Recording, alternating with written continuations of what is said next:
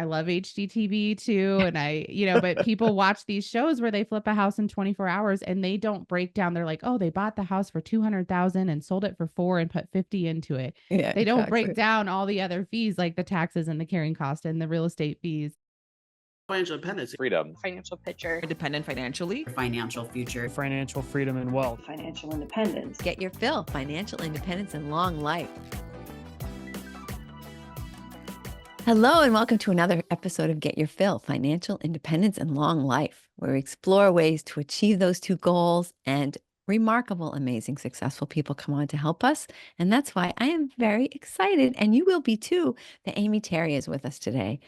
Amy Terry began her career in real estate at just 16, and we have to talk about that because I'm very jealous about that. She rose up from answering the phones to being a top producing agent to now a successful partner and managing broker for one of the greatest or one of the most successful real estate firms in Colorado. I don't know if it's actually the greatest, but with Amy there, I have no doubt that it is. She has bought, sold, rented, flipped, developed, and held all kinds of property. She is continuing to grow a portfolio of real estate, providing her financial freedom beyond her successful career. Amy, thank you so much for being with us today. Thank you for having me. I'm excited. So the reason I'm jealous about you starting at 16 is because that's actually the age I was when I read the paper and I saw this 3-family property that was for sale for like $16,000 or $18,000. And I was like all excited. And I thought, this is a great deal. Dad, we're going to do something. And he was just like, are you crazy? And just like, brought me right back down to, what their reality was. Yeah. But you didn't take any of that guff. Tell me all about it. Yeah. Well, and it was kind of an accident, but it's interesting that you say that because my parents, I think a huge reason where I am is because my parents were serial entrepreneurs and big risk takers. And they kind of always, reminded me that it's okay to fail and it's okay to just try and see what happens. And my mom's always said, we've made a lot of money, we've lost a lot of money, but we had a lot of fun along the way. So it was really helpful to have that foundation of just kind of go for it. Oh, yeah. What a liberating, fantastic attitude to have. And you are blessed. I'm very, very in awe of you. So sorry, continue. So honestly, at 16, I wasn't thinking I want to pursue real estate. I just was around it. My parents, it was not their full-time job, but they did flip houses kind of on the side. So I was around that. And then my best friend's mom was a full-time agent. And so when we were in high school, she got us jobs answering phones at the front desk. So, that was back when you called to schedule showings and you had to get faxes and it was, people driving around to get wet signatures everywhere. Yes. And drop off offers with the earnest money check and the offer. And so I learned a lot. And then I left to go to college, and it was just kind of tradition that as you graduated, then you would go work at the RE/MAX up in Boulder. So I worked there during college and actually studied pre-law, did not want to go into real estate still, was learning a lot. And then my sophomore year, one of the agents offered me more money to be his assistant versus just working the front desk. Mm-hmm. So then learned even more working with him. And then I was getting ready to graduate and I had been accepted to law school and I had interned with the DA that year, and it kind of soured my taste for wanting to go into law. And so I went to my parents and I talked to my boss at the time, and he said, I really could use the help. So why don't you do a year deferment on your law school, get your license and just kind of see. And it totally took off. So yeah, I graduated in May of 2005, got my license in July of 2005, and have been a full-time real estate agent since. Excellent. What kind of law were you planning to study? Criminal. Oh, wow. Yeah. So my bachelor's degree is actually in criminology. And then while I was selling real estate in my 20s, I also worked with a local police department as a victim's advocate because I still wasn't sure if I wanted to leave that realm. And it was such a good experience, and it has really served me in real estate because when you're working with people on the worst days of their life, it keeps everything in perspective. Yeah. So at the time it was tough. It was tough to be, sitting with a rape victim at 2 a.m. and then like arguing over a refrigerator at 10 a.m. So it was sometimes I had to like woo-saw my patience with clients of like, this is not an emergency. but it served me well in my career. You know, my team will comment like, you never get your feathers ruffled, and it's like, because rarely is something an actual emergency. Yeah. Yeah. Yeah. Yeah, it's true. You can let people think that well, I'm just thinking about a transaction I recently had where I was, speaking harshly to people, but knowing all the while that it really wasn't going to be the end of the world no matter what happened. And Yes. it does help. It does help you keep things in perspective. And it's a fine line to walk, right? Because you want your clients to know that you care and kind of meet them where they're at, but you can't let it ruin your day. Right. Exactly. Exactly. So now there are a lot of real estate agents and brokers who've been in the business for 20 plus years who don't own any real estate, who've never done a flip, who've never, right? So Yes. you were not that person. How did you Yes. say to yourself, well, okay, this is all well and good. I've got all this knowledge. I better put it to use. Yeah. So I bought my first property right after I got my license, mostly because I felt like, a fraud selling real estate if I didn't own any. And I was fortunate. It was, you know, Colorado actually got hit with the short sales and foreclosures before everyone else. So we were already seeing short sales at that point. So I bought a little short sale condo. My dad helped me fix it up, and a friend from college moved in, and she was paying more for rent than I was paying to own it. And from then on, I was just kind of hooked of like how profitable and smart this can be. And again, my parents flipped houses, but they didn't hold things. And they were the ones that were like, oh my gosh, if we had just kept one house from our 20s. Yeah. Like, so they were the ones that were like, keep as much as you can. Yeah. And then from there, I am just a constant student. I'm very curious. I love to learn. I love to be challenged. And that's what I love about this career, is that there's so many avenues you can explore. So it's been one of those things, as time progresses each year, I kind of dive into something different. Um, and so it's really been an adventure of like, I just want to see if I can do this, and I want to see what it's like. And I've had good experiences and bad experiences, and made money and lost money, but it's been a really fun adventure along the way. Yeah. Well, and it's perfect timing, right? I mean, getting in the 2000s and then just watching the market pretty much go up the entire time. I mean, that's Yeah. that's really good timing. Really Well, I excellent did. I timing. got, I started in '05, and then we had the big crash of '08, which again hit Colorado more like '06. But that's part of the business, right? Is you just Yeah. evolve for like from 2007 to 2000, probably 11. I was like a short sale queen. That was Yeah. all I did. But that's what's good and bad about this business, is it will forever change. Every year is different. Your skill set needs to be different every year. And I think I'd be really bored if that wasn't the case. Yeah, for a lifetime learner, it is definitely an excellent business because there's always something going on. There's always more to learn. Things are changing. Even if real estate didn't change, the ways that we talk to our clients is changing. The way that we reach our clients is changing. So there is always something cool, interesting going on. Yeah.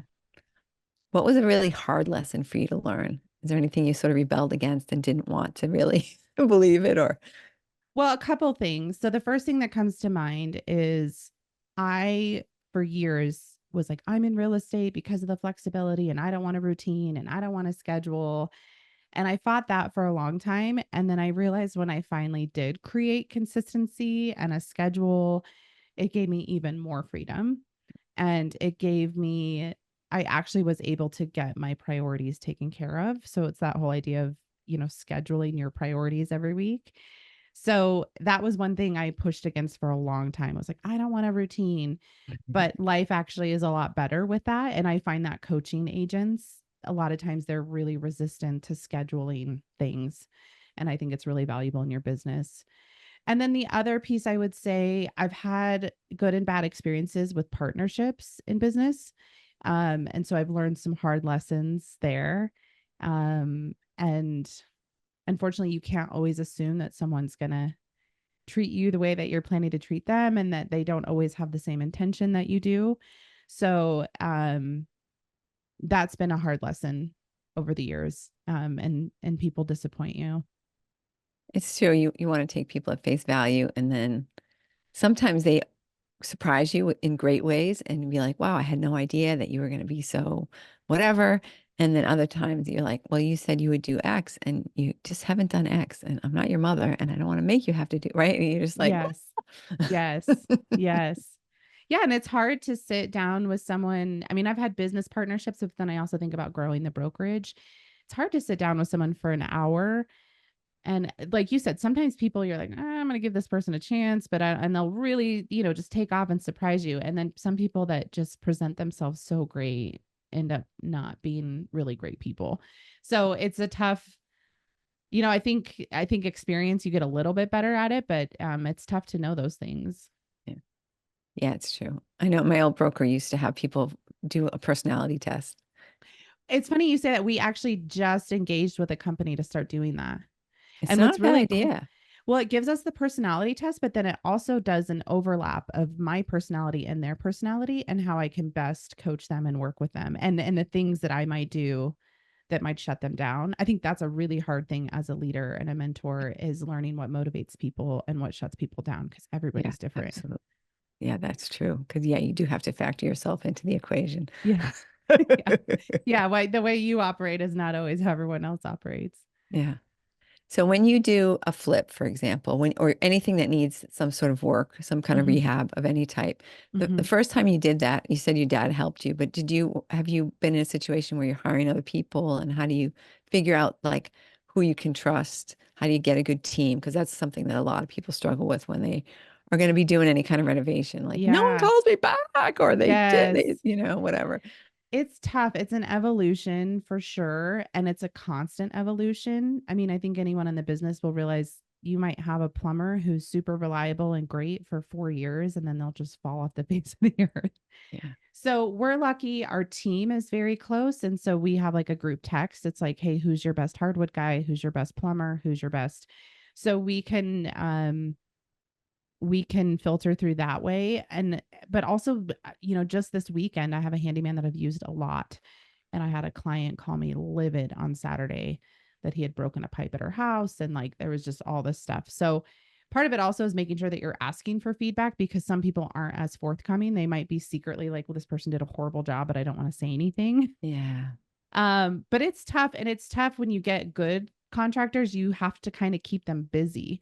And I haven't flipped in a while, so I don't have, I mean, I have contacts for listing prep and inspection stuff, but if you want really good contractors, you have to keep them really busy. I worked with a guy for years that did probably 25-ish flips a year. And so he had 3 full-time crews, and they were awesome, but he had to keep them. He always had to have the next job scheduled, or he would even pay them if he didn't have a job, Yeah. so that he could keep their loyalty and keep them engaged. But it's an ongoing battle to continue to find good vendors. What advice do you give to clients who are, I'm assuming you work with people who are interested in becoming real estate investors. What kind of advice do you give them? What sort of preparation do you help them through? Yeah. I think in the beginning, it's just, for me, it's asking a ton of questions about, what are your goals? What is your threshold for risk? What is your threshold for management? Like, how involved do you want to be? How hands off do you want to be? And then from there, running through all of their different options. So for different people, I'm going to give different advice. I still personally feel the best investment you can make is a single family home, and hold on to it. I think flips are fun, and I love being on a construction site, and I love, you know, improving a neighborhood and improving a home, but they are very risky and long term. I mean, it depends. Like if you're that guy doing 25 flips a year, he's very profitable, but when you're doing one a year, you're, in my opinion, long term, you're honestly better to buy something and hold it as a rental. Yeah. But if you just really enjoy that process, and sometimes you come across a property that it's just makes sense to do that. But it's tough, and always budget like 15 to 20% more than you think. And especially right now, it's tough. Unless you have a lot of cash, money is expensive. Yeah. So carrying cost, I think some people don't think about that. They're like, oh gosh, we could put in 60,000 into this property. And I'm like, yeah, but how long and how much is your carrying cost? And, at the end of the day, you need to make sure that the profit margin is there. And people forget they have to pay taxes. Yes. Yeah. And you have to pay there's a lot of fees that go into it, and it's hard. I love HGTV too. And but people watch these shows where they flip a house in 24 hours and they don't break down. They're like, oh, they bought the house for 200,000 and sold it for 4 and put 50 into it. Yeah, They don't break exactly. down all the other fees like the taxes and the carrying cost and the real estate fees. And Yeah. so it's not for the faint of heart, and it's not, I get nervous letting people jump into it that did watch HGTV and they're like, we want to flip a house. I So know, yeah, and it's it's a all done lot. in half an hour. It's Yes. awesome. Yes. Yeah. And your contractors show up and you don't run into unexpected issues. And so, yeah, I think really for anyone, it's a very nuanced process because it's a lot of what are their goals? How involved do you want to be? How much cash do you have? All of those questions. So I Yeah. would say my advice for everybody's a little bit different. Yeah. Yeah. Especially like you say, their skill set. If they are handy themselves, if there's a lot of work they can do themselves, if they're maybe going to live there while they fix it up, that Mhm. becomes a different dynamic. So there are a lot of different factors. Yeah. And that's where my parents, gosh, when they first got married, that's what they did. They moved in, fixed it up, sold it, moved in, fixed it up, sold it. And back then they weren't paying capital gains. Yeah. So it was a great for like their first, 6, 7 years of marriage. They ran through several properties. And that's a great thing to do right before you have kids, before you start getting to where you can't necessarily, or it's not practical to keep hopping from house to house. Yeah. Right? You Yeah. just take your time. You do things like that was how I got started in, doing dishes in the bathtub and. Well, and that's what too. I also tell people if you really want to start with a rental portfolio, especially with the interest rates that we had the last 5, 6 years, for most people, the best thing you can do is turn your current property into a rental and then upgrade. And that's what I've done. A handful of my rentals were all properties I lived in. Yeah. You get an owner occupant interest rate, you stay there for a year or two, and then you move on. And that's where too, when I'm meeting with clients that are ready to move up right now, but the interest rate is killing them. I'm like, well, if we can work all the numbers and swing it, don't sell your old house. Still keep that low payment, cash flow, and that's going to offset your new mortgage. So that's a big conversation when I'm walking into a listing consult. I'm always bringing what their equity position is, what they could rent the house for, and at least talk through those options. And a lot of people are like, no, we want a huge down payment and we don't want the headache. But I never want a client down the road to be like, how come we didn't discuss this as an option? I think it's a huge miss for some people that have goals to have a rental portfolio. Oh, absolutely true. Yeah. And a lot of agents can't have that conversation with them because they just don't know how the numbers are going to work. They don't feel comfortable making that advice because they haven't done it themselves and they haven't done the research. Yeah. Yeah. Which I think is really unfortunate. I think it's a missed opportunity for sure. Absolutely. And what's your favorite part? You alluded to earlier, well, one of my favorite things, which is going in and taking something that's a big mess and, going through the design piece and figuring out how you're going to make it Yes. beautiful and picking out all the stuff. That's my favorite. How Yes. about you? Yeah. So outside of outside of my real estate business, development is my favorite. It's starting from scratch and working with an architect and designing and then picking finishes and all of that. If that wasn't so risky and such a long game, I would develop full time. That is so fun. I love that whole process. And I love being on the construction site and every day seeing a little bit of progress and then the end product that you're really proud of. And so development is by far my favorite, but you need a lot of cash and frankly, in the last few years, we might actually in this coming year see some opportunities, but just land or houses to scrape have been so expensive. Yeah, ridiculous. It's really scary. You could spend a lot of money and spend a year and a half to break even or lose money. Yeah. And so I have not built anything since 2019. So we'll see, but that's really, really fun. And then I would say in my business, overall, it's helping people reach their goals. So whether that's mentoring my team members or sitting down with clients and, where do you want to be in 5 years and how can real estate help you get there? So kind of two different lanes there, but I would say those are my two favorite parts of my career. Well, and they're so similar, right? You're taking the clay and you're watching how it grows, right? Yes, very true. Very true. When you did your first development deal, when you did your first grounds up type of thing, how did that come about? Did you find some land, or did you just say, I'm going to go find land? So you right, was it the idea first, or was it you just saw an opportunity and said, oh, I'm going to jump on this? Talk us through that. Yeah, so it was the idea first, and I knew exactly where I wanted to build. And I actually live in part of the property now. So I knew there was 5 blocks that I wanted to be on. So I literally mailed letters to the 5 blocks and got a call from a guy who had inherited a property. It's what we consider like our historic district. And so some people are like, I can't believe you tore down a historic house. And I'm like, let me show you pictures. It wasn't like a cute brick bungalow. It was a little metal frame house from 1904, and the foundation was shot. And so anyway, we made a deal with him. And then that was a huge learning curve. I closed on the property and was like ready to go. Because it's in a historic district, it took me 14 months just to get a demo permit. Yeah. So I had not counted on holding a mortgage for 14 months and not be able to do anything. But one of my colleagues at the time, her husband was a builder. And so what I proposed to him is I wanted to learn. I wanted us both to have skin in the game. So I found the property. We financed the build together. And what we did is we built a luxury duplex.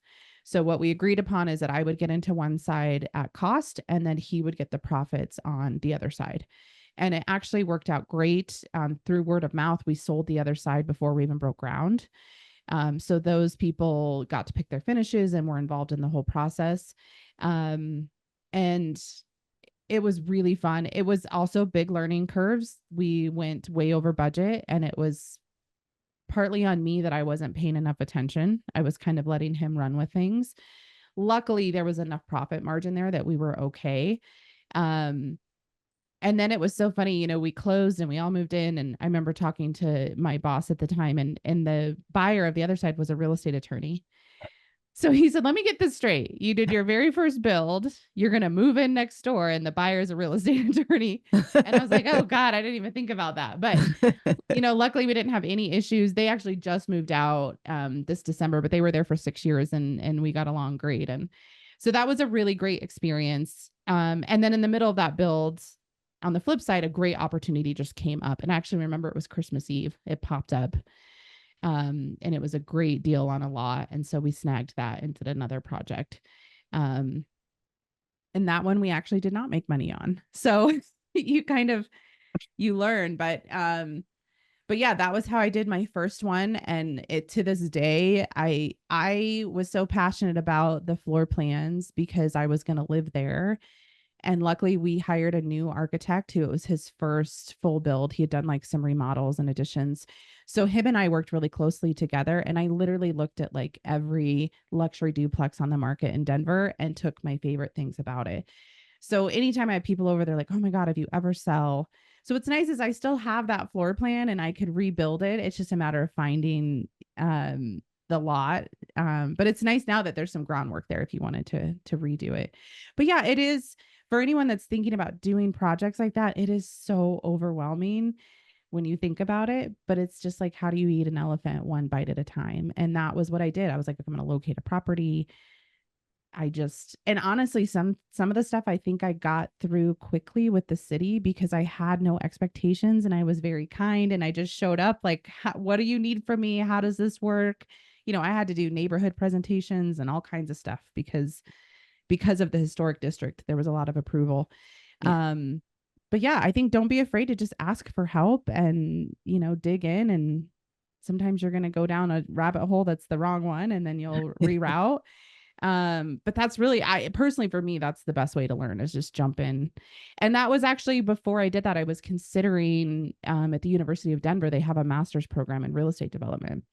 And I had met with a couple of developers and everyone told me, you're much better off to just spend the money to do a project than go through a 2 years master's program. They're like, you'll learn way more just doing it. Yeah. And I would agree. I did. Well, and it really, you could have read your whole experience out of a book and it would not have had the same impact. No, it's not the same sleepless nights. And no, I mean, overall it was a great, and I remember a friend of mine who's a developer when I started it, he said, you'll either absolutely hate it and never do it again, or you'll be totally hooked and you'll want to continue to do it. And I guess we see what the answer was there. Yes. Yeah. Yeah. Yeah. Now I have 18 acres that I purchased in a suburb south of us that I'm running through different scenarios with the county of like what we're going to do with that. But so yeah, that bug is still there. Yeah. Now, as most of the property that you own, is it right in your basic area, or have you done any investing in other states or other areas? So everything I own is nearby, except for I have one vacation rental in Scottsdale.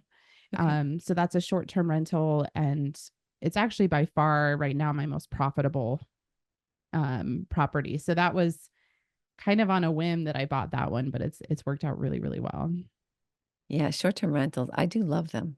I do love them. And of course, you can visit. You can block off a few weeks for yourself and be like, hey, off to Scottsdale. Gotta Well, check on my property. yes, and honestly, when I bought it, I thought, okay, I want a second home here when I retire. And if this thing breaks even until then, that's fantastic. But it's done well, much more than break even, which was just an extra blessing. But yeah, that was the whole idea, is that one day I want a paid off house there. Yep. So yeah, I mean, I think that's where everyone really should start, is like, what is the long-term goal? And then how do we fill in the pieces to get there? Exactly. Work back into it. So when Mm-hmm. you said you do coaching, are you talking about coaching clients or coaching your agents that work under you? What sort of Mm-hmm. coaching do you do? So I mentor directly. So I'm a managing broker of our office here in Littleton. So I mentor directly our team.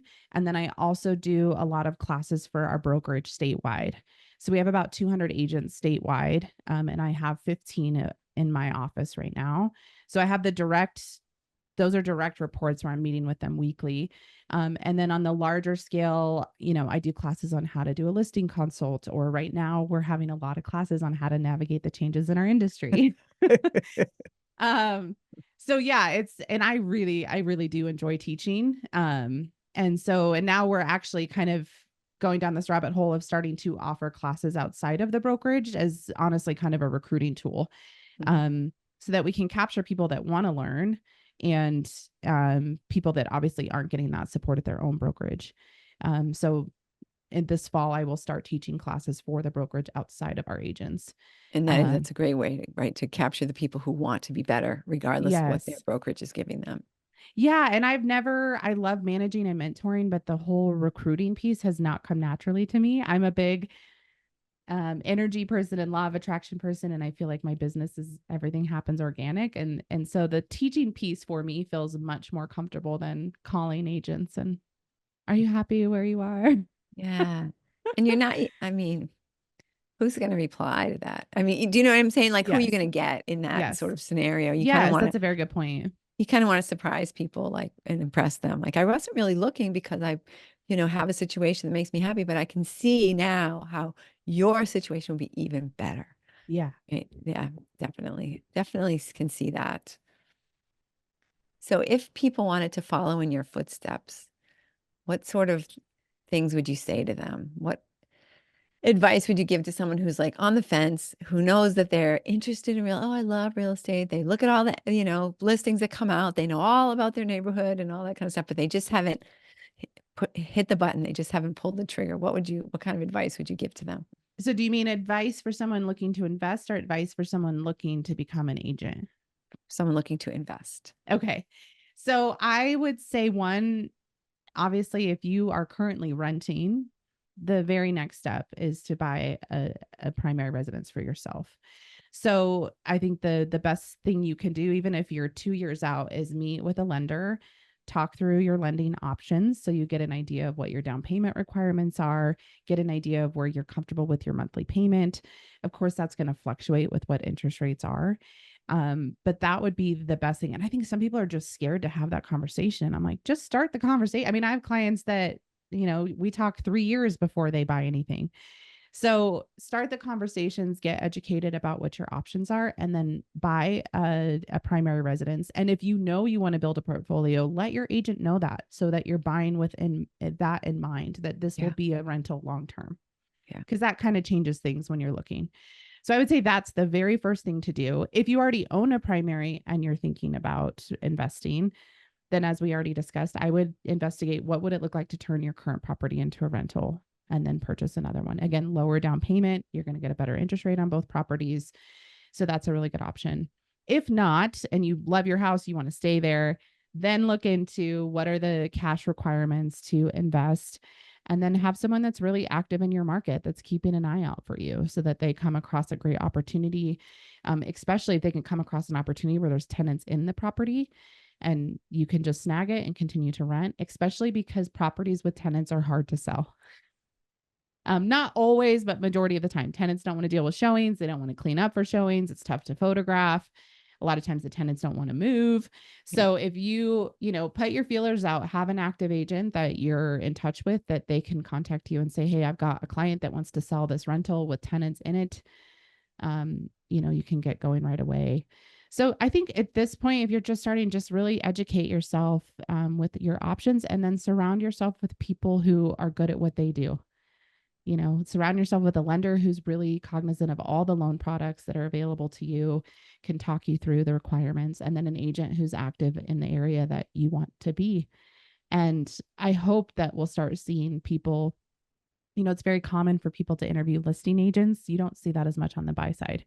So if you are looking to invest, as you said, there is a difference between agents that have invested themselves and are investors. Yes. So that would be, top two questions would be, is this your full-time profession? And do you own investment properties yourself? And it's, it might be off-putting, but it's fair. And I think it's important when you're hiring someone that they can guide you down a path they've already walked. Yeah. And the person who is the right person is going to appreciate those questions. I love when I actually have a buyer consult next week and they said, we're interviewing 3 agents. And I thought, wow, this is amazing. Good for you guys that you're doing your homework and not just picking the first person you came across. Well, because there is a lot of personality as well, right? It matters if you have, like we were talking about with your agents in that personality test. We also almost should test our clients. Yeah. Are we going to be talk about that with? I'm not a big. I can do it, but I'm not a big spreadsheet person. I'm a more of an emotional gut feeling. And so, but we have people in the office that are very analytical, and it's nice that we can bounce things off of each other. Like, hey, how would you approach this? Or how would you explain this? Or how do you get this person over this hurdle? Yeah. Because sometimes you're not speaking the same language. Right. It's so true. I remember this one guy, we were looking for a place for his son, and everywhere we went, no matter what, like we walk into a place that was, it was a foreclosure, there was mold, all kinds of issues that he had no way of dealing with. And he still had to fill out the form. So what do you think that got, fill out the forms on the spreadsheet? I'm just like, oh my God, you're killing me. But that's who he was, I was just like, trying to make stuff up to like, what would this cost more? I said, I think this may need to be deleted from the spreadsheet because I think you'll find that it's above your ability to renovate, like, oh my God. Yeah, I had a client years ago who was an engineer, and it took us a long time. We found something he loved, and then he called me and he's like, we have to terminate. And I was like, why do we have to terminate? And he goes, because I did the drive to my office this morning and there's a left-hand light, and I would waste, like, it was, I don't know, 2.5 minutes a morning or something sitting at this light. And he goes, he accumulated like how much time that was at the end of the week and the end of the year. And he was like, I'm not wasting my life away at this left-hand turn. And I was like, okay, we'll start over. And of course, you're never going to change jobs or anything like that. Right? Yeah. Then what? Oh my God, I'm going to move. But that was one of the funniest reasons I think I've ever terminated a deal. Now you have to start putting that in as a contingency. Yes. Yeah. I was like, let's start drive. You start doing the drive before we go look so that we know if it's an option or not. Exactly. Do you do anything with commercial real estate? Do you have any thoughts about that?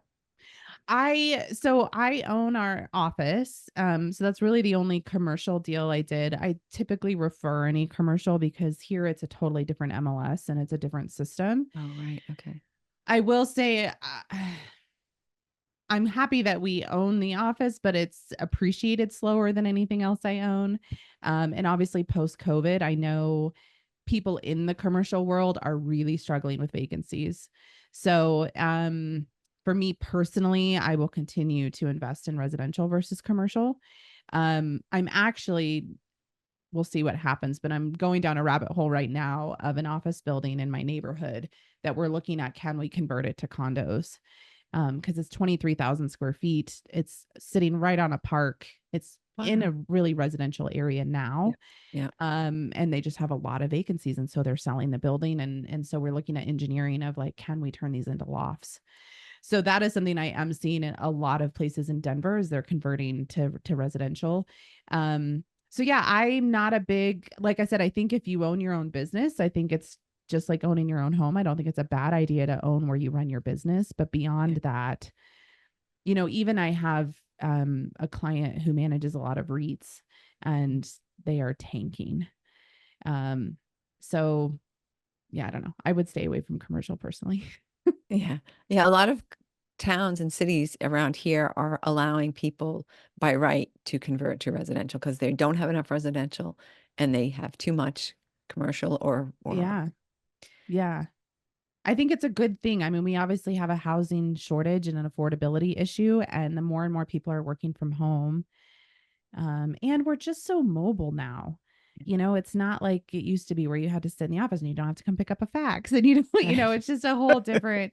Even our office, I mean, we're really busy on meeting days and closings, but other than that, I mean, there's me and one other agent in here today, and we have a pretty small office, but yeah, I do think that will be the future of commercial is a lot of conversions or work living combination situations will make more sense. Yeah, there are a lot of places here where it was like an industrial area and they've turned it into sort of like a self-contained mini mall where with residential, you've got public transportation, you've got all your shops and restaurants and you never have to leave your 4-block radius, Yeah. which is nice in some Yeah. ways. Yeah. I think it'll be a new trend moving forward for sure. Well, I guess it's not Definitely. even that new, but I think it will be a Yeah, continued trend. continued trend. Yeah, definitely.